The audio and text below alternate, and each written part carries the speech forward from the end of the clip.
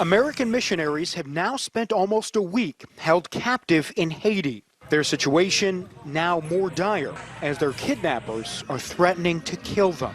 This man, Wilson Joseph, claims to be head of the 400 Mawozo gang, responsible for the kidnapping. He released this chilling video message.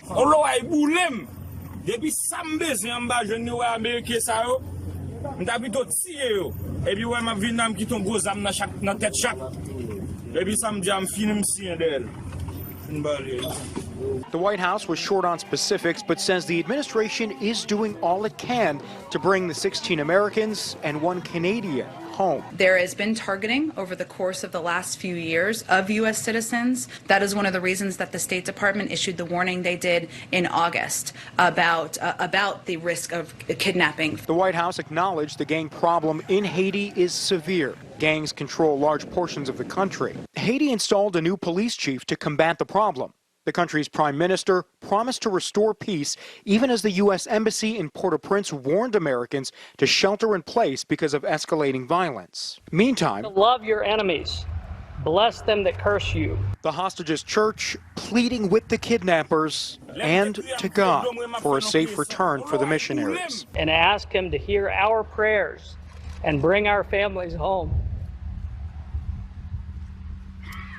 We also pray that the light of God's love might shine out against the darkness of sin.